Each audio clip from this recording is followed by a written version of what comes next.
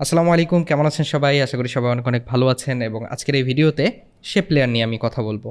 So Photoshop যারা use করেছেন, Illustrator যারা ইউজ করেছেন, শেপ লেয়ার নিয়ে হয়তো অলরেডি কাজ করেছেন। তো আফটার এফেক্টসেও শেপ লেয়ার একই রকমভাবে কাজ করে, তেমন কোনো ডিফারেন্স নেই। এখানে আসলে শেপ লেয়ার কেন দরকার? আপনি শেপ লেয়ারের মাধ্যমে ডিজাইন করতে পারবেন, তারপরে বিভিন্ন ধরনের অ্যানিমেশন করতে পারবেন এবং ইলাস্ট্রেটরে যদি আপনি কোনো শেপ লেয়ার নিয়ে কাজ করে থাকেন, সেই শেপ লেয়ারটাকেও কিন্তু আপনি আফটার এফেক্টসে আনতে পারবেন। ইলাস্ট্রেটর লেয়ারকে আফটার এফেক্টসে এনে সেটাকে আবার শেপ লেয়ারে কনভার্টও করা যায়, আবার সরাসরি শেপ লেয়ার হিসেবেও আনা যায়। কিছু সিস্টেম আছে আনার, বা কিছু এক্সটেনশনও আছে যেগুলোর মাধ্যমে আনা যায়। তো আজকে আমি বিল্ট ইন আফটার এফেক্টসের মধ্যে যে শেপ লেয়ার আছে সেটা নিয়ে কথা বলবো। ফটোশপ, ইলাস্ট্রেটর এগুলো নিয়ে পরবর্তীতে কথা হবে কোনো এক ভিডিওতে। তো ওপর দিকে দেখুন, খেয়াল করলে যে টুলবার আছে, এখানে দেখবেন যে রেক্ট্যাঙ্গেল টুল লেখা আছে। কিবোর্ডের কিউ কি যদি আপনি প্রেস করেন তাহলে এই টুলটা সিলেক্ট হবে। এই টুলটা সিলেক্ট হওয়ার পরে আপনি এই দিকে দেখবেন ডান দিকে ফিল, স্ট্রোক, এই দুইটা অপশন আপনি পাবেন। ফিলে গেলে আপনি ফিল কালার সিলেক্ট করতে পারবেন, স্ট্রোকে গেলে আপনি স্ট্রোক কালার সিলেক্ট করতে পারবেন। তো ফটোশপ, ইলাস্ট্রেটর এগুলোতেও কিন্তু একইভাবে কাজ করে, ফিল কালার, স্ট্রোক কালার দেওয়া যায়। ফিল কালারে যদি আমি ক্লিক করি, কালারে ক্লিক করলে আমি কালার সিলেক্ট করতে পারবো। এখানেও তাই একইভাবে স্ট্রোকের কালার আমি সিলেক্ট করতে পারবো এবং স্ট্রোকের যে উইডথটা আছে সেটাও আমি কম বেশি করতে পারবো। তাছাড়াও ফিল যে লেখাটা আছে সেই লেখার উপর যদি আমি ক্লিক করি তাহলে আমি এখানে বিভিন্ন ধরনের অপশন পাবো, যেরকম আমি ফিল কালার, সলিড কালার নিতে চাচ্ছি না গ্রেডিয়েন্ট নিতে যাচ্ছি, লিনিয়ার গ্রেডিয়েন্ট আর রেডিয়াল গ্রেডিয়েন্ট এইটা, তারপরে অপাসিটি কেমন হবে সেইটা, তারপরে বিভিন্ন ধরনের মোড এইখানে আছে, ডার্কেন, মাল্টিপ্লাই, কালার বার্ন, এই ধরনের মোডগুলো এখানে দেওয়া আছে। এই জিনিসগুলো ঠিক একইভাবে আমি স্ট্রোকের ওপর যদি ক্লিক করি, স্ট্রোকের লেখাটার উপরে, তাহলে একই ধরনের অপশনগুলো আমি দেখতে পাবো।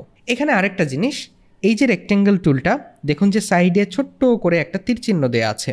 তো যে আইকনগুলোর সাইডে এই ধরনের ছোট্ট করে তীর চিহ্ন দেওয়া থাকে, সেই আইকনগুলোতে ক্লিক করে যদি আমি ধরে রাখি মাউসের লেফট বাটন, তাহলে আরও কিছু অপশন আমি পাই। এখানে দেখুন রেক্ট্যাঙ্গেলের সাথে রাউন্ডেড রেক্ট্যাঙ্গেল টুল আছে, ইলিপস টুল আছে, পলিগন টুল আছে, তারপর স্টার টুল, এই টুলগুলো আছে। তো রেক্ট্যাঙ্গেল টুল খুবই স্বাভাবিক, আমি যদি ক্লিক করি, ক্লিক করার পরে এইখানে যদি ড্র্যাগ করি এইভাবে, তাহলে আমি বিভিন্ন সাইজের আমি যেভাবে নিতে চাচ্ছি সেভাবেই পারবো। এবং এই লেফট বাটন ধরে রাখা অবস্থায় আমি যদি কিবোর্ডের স্পেস বার চেপে ধরলে এটাকে টোটালি আমি মুভ করাতে পারবো। মানে আমি হয়তো দাগ দিলাম, দেওয়ার পরে মনে হলো যে ওহো, এইখান থেকে শুরু করা উচিত হয়নি, আমার একটু ডান থেকে শুরু করা উচিত, তখন আমি স্পেস বার চেপে ধরে পুরোটাকে ডানে সরাতে পারবো।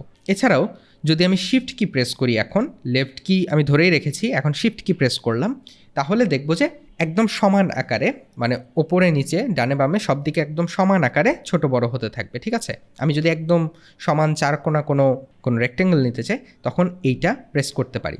একই সাথে আমি যদি কমান্ড বা কন্ট্রোল কি প্রেস করে ধরি, তখন দেখব যে ঠিক মাঝ বরাবর অবস্থা থেকে এটা ছোট বড় হতে থাকবে। এতক্ষণ তো হচ্ছিল কোথায় থেকে, দেখুন আমি যেখানে ক্লিক করেছি এই সাইডটাতে ছোট বড় হচ্ছে, কিন্তু আমি কমান্ড কি চাপলাম অথবা কন্ট্রোল কি, তখন দেখুন ঠিক মাঝ থেকে ছোট বড় হচ্ছে। তো এইভাবে আমি এই জিনিসটাকে কন্ট্রোল করতে পারি। শেপ লেয়ার নেয়ার ক্ষেত্রে আরেকটা জিনিস আপনি মাথায় রাখবেন ভালোভাবে, আপনারা যারা এখন দেখে দেখে কাজ করছেন এই ভুলটা হয়তো অলরেডি হয়ে গেছে, সেটা হচ্ছে যে আমি এটা ডিলিট করে দিই। এই যে নিচের সলিড লেয়ারটা, এটা সিলেক্ট হয়তো আছে, সিলেক্ট থাকা অবস্থায় আমি যদি এইখানে রেক্টেঙ্গেল টুল নিয়ে এইভাবে ক্লিক করি, দেখুন এটা কিন্তু শেপ লেয়ার হলো না, এটা মাস্ক হলো। সো যদি কোনো লেয়ার সিলেক্ট থাকে, সিলেক্ট থাকা অবস্থায় এইখান থেকে আমি শেপ লেয়ার নিই, পেন টুল দিয়েও যদি আমি একটা কিছু আঁকি এইখানে, এটা মাস্ক হিসেবে আসবে। আর কোনো কিছু যদি সিলেক্ট না থাকে, দেখুন যে কোনো কিছু সিলেক্ট করা নেই, আমি বাহিরে ক্লিক করেছি, কোনো লেয়ার সিলেক্ট নেই, এখন যদি পেন টুল দিয়েও আমি এই ধরনের কিছু আঁকি, এটা কিন্তু শেপ লেয়ার হিসেবে কাজ করবে। ঠিক আছে, সো শেপ লেয়ার নেওয়ার সময় অবশ্যই খেয়াল রাখবেন যে কোনো কিছু সিলেক্ট নেই, মানে কোনো লেয়ার যেন সিলেক্ট না থাকে। তো এক্ষেত্রে আপনাদের দেখিয়ে দিলাম যে পেন টুল দিয়েও আমি একই ধরনের কাজ করতে পারি, শেপ লেয়ার নিতে পারি। পেন টুল নিয়ে একটু পরে কথা বলছি।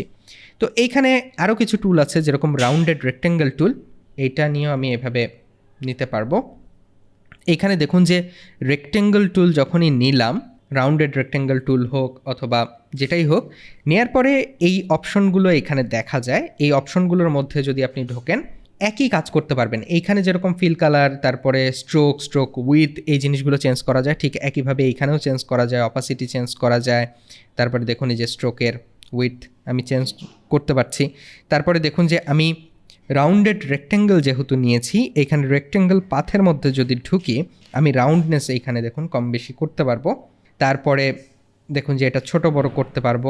আমি যদি এখানে কনস্ট্রেন্ট প্রপোর্শন এইটা তুলে দিই তাহলে ইন্ডিভিজুয়ালি আমি কম বেশি করতে পারবো, ডানে বামে এবং ওপর নিচে। আবার কনস্ট্রেন্ট যদি অন করে দিই তাহলে দুইটা একই সাথে প্রপোর্শনেটলি কম বেশি হবে। তো এখানে আরও কিছু টুল আছে, যেরকম ক্যাপ হবে কেমন, যেরকম আমি যদি একটা এরকম দাগ দেই, দেওয়ার পরে এই শেপ লেয়ারটা সিলেক্ট করলাম, করার পরে কন্টেন্টসের মধ্যে শেপের মধ্যে ঢুকি, তারপরে স্ট্রোকের মধ্যে ঢুকি। দেখুন যে বাট ক্যাপ দেয়া আছে, আমি যদি রাউন্ড ক্যাপ দিই, এই যে এই অংশটা খেয়াল করুন, এই যে এই মাথাটা খেয়াল করুন, আমি যদি এইখানে রাউন্ড ক্যাপ দিই তাহলে মাথাটা রাউন্ড হয়ে গেল। তো এইভাবে আপনি বুঝতেই পারছেন যে পেন টুল দিয়ে আমি বিভিন্ন ধরনের শেপ নিতে পারি। এবং একটা শেপ লেয়ার সিলেক্ট থাকা অবস্থায় যখন আমি আরেকটা শেপ লেয়ার নিব, পেন টুল দিয়ে হোক অথবা যেটা দিয়ে হোক না কেন, যেরকম এখন যদি আসি এই ইলিপস টুল নিলাম, তাহলে দেখুন একটা শেপ লেয়ারের মধ্যেই বিভিন্ন ধরনের শেপ লেয়ারগুলো আসছে এইখানে, ঠিক আছে। সো একটা শেপ লেয়ারের মধ্যে আমি অনেকগুলো শেপ লেয়ার নিতে পারি, বাট কাজের সুবিধার জন্য বেশিরভাগ ক্ষেত্রেই দেখা যায় যে আলাদা আলাদা লেয়ারে আমরা নিচ্ছি। তো এটাও মাথায় রাখবেন যে একটার মধ্যেও নেওয়া যায় অনেকগুলো। তো এই তো গেল রেক্ট্যাঙ্গেল টুল আপনাদের দেখালাম, তারপরে রাউন্ডেড রেক্ট্যাঙ্গেল টুল। এরপরে আছে ইলিপস টুল। এইটায় যে ক্লিক করে ধরে আমি গোলাকার বিভিন্ন শেপ নিতে পারবো, কিন্তু কিবোর্ডের শিফট কি যদি এখন প্রেস করি তাহলে চারদিকে একদম গোলভাবে আমি নিতে পারবো একটা শেপ লেয়ার। তো এটা অনেক সময় কাজে আসতে পারে আপনাদের, এভাবে নেওয়া লাগতে পারে বিভিন্ন ধরনের ছোট ছোট ডিজাইন করার ক্ষেত্রে। এছাড়াও আরেকটা টুল আছে যেটা হচ্ছে পলিগন টুল। এইটা যখন আপনি নেবেন, আমি সব কিছু আনসিলেক্ট করে দিলাম, এইটা ডিলিট করে দিই। এটা যখন লেফট বাটন ক্লিক করে ধরে এইভাবে নেবেন, লেফট বাটন আমি ধরেই রেখেছি। এখন যদি কিবোর্ডের আপ অ্যারো এবং ডাউন অ্যারো এইটা চাপতে থাকি, দেখুন আপ অ্যারো চাপলে মাথাগুলো বাড়তে থাকবে, ডাউন অ্যারো চাপলে এটা সর্বনিম্ন ত্রিভুজ আকৃতি হবে। তারপরে ওপরে গেলে 4টা, তারপরে 5টা, এইভাবে মাথাগুলো বাড়তে থাকবে। তো এইভাবে চাইলে আপনি বিভিন্ন শেপ এইখানে নিতে পারেন। আপনি যদি শিফট কি প্রেস করেন তাহলে চারদিকে সমানভাবে বাড়তে থাকবে। ঠিক একই রকম জিনিস এইখানেও অ্যাপ্লাই হয়। এরপরে আমি যদি স্টার টুলে আসি, এইখানে যদি প্রেস করে ধরি, দেখুন যে এইখানেও কিবোর্ডের আপ এবং ডাউন অ্যারো যদি আমি চাপি তাহলে মাথাগুলো কম বেশি করা যাবে। এবং একই সাথে আমি যদি কন্ট্রোল কি প্রেস করে ধরি তাহলে দেখুন বুঝতেই পারছেন যে শেপে আমি পরিবর্তন আনতে পারছি, ঠিক আছে। তো বিভিন্ন ধরনের এইভাবে কিন্তু আপনি শেপ নিতে পারবেন। ঠিক একই সাথে কন্ট্রোল কি চেপে ধরা অবস্থায় শিফট কি যদি প্রেস করি তাহলে চারদিক থেকে একদম সমানভাবে জিনিসটা ছোট বড় হবে, ঠিক আছে। মানে শিফট কি প্রেস না করলে দেখুন যে ঘুরছে, আমি মাউস একটু ওপর নিচে করলে বিভিন্নভাবে রোটেট হচ্ছে, শিফট কি প্রেস করলে আসলে রোটেশনটা বন্ধ হয়ে যাবে। তো এইভাবে এই রেক্ট্যাঙ্গেল টুল দিয়ে আমি বিভিন্ন ধরনের কাজ করতে পারি।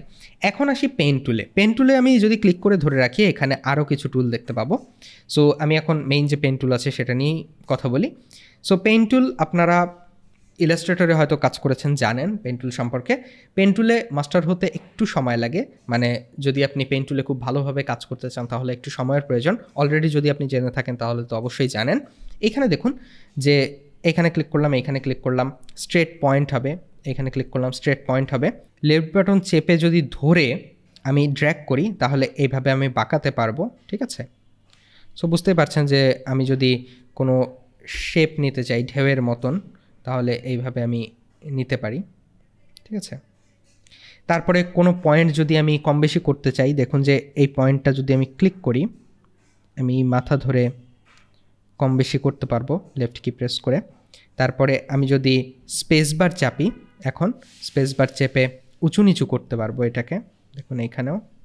আগে যদি এখন স্পেস বার চাপি তাহলে কিন্তু হবে না। এই মাথা যদি ধরে এরকম কম বেশি করতে থাকি তখন স্পেস বারে কাজ হবে।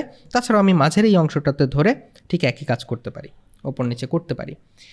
এছাড়াও যদি আমি স্ট্রেট কোনো এইভাবে লাইন আঁকি, তারপরে এই যে এই অংশটা হয়তো আমি কার্ভ করতে চাচ্ছি, সেই ক্ষেত্রে আমি এই যে এই টুল আছে কনভার্ট ভার্টেক্স টুল, এটাতে ক্লিক করে যদি একটা ক্লিক করি তাহলেই দেখব যে এটা এরকম রাউন্ড হয়ে গেছে।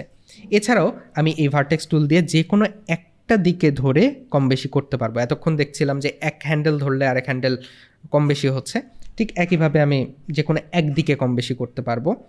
এছাড়াও আমি যদি এই যে অ্যাড ভার্টেক্স টুল এটাতে ক্লিক করি, ক্লিক করে যে কোনো অংশে আমি আরও পয়েন্ট অ্যাড করতে পারবো। এখানে দেখুন পয়েন্ট অ্যাড করলাম, এখানে পয়েন্ট অ্যাড করলাম। এছাড়াও এই যে ডিলিট ভার্টেক্স টুল আছে, এটা যদি ক্লিক করি তাহলে আমি চাইলে পয়েন্টগুলো ডিলিট করতে পারবো। ঠিক আছে, তো যাই হোক পেন টুলের কাজ মোটামুটি এটাই। আসলে এটা নিয়ে বিস্তারিত শেখাতে গেলে অনেক বড় হয়ে যাবে। পেন টুল নিয়ে একটা ভিডিও আসলে করা যায়, যদি আপনাদের দরকার হয় অবশ্যই জানাবেন, তাহলে আমি পেন টুল নিয়ে আলাদাই একটা ভিডিও তৈরি করব। তো শেপ টুল নিয়ে এটাই মোটামুটি আলোচনা ছিল। আশা করি এই ভিডিওটি আপনাদের কাজে আসবে। নেক্সট ভিডিওতে আপনাদের সাথে আবারও দেখা হবে, কথা হবে। সে পর্যন্ত সবাই ভালো থাকবেন এবং সুস্থ থাকবেন। আল্লাহ হাফেজ।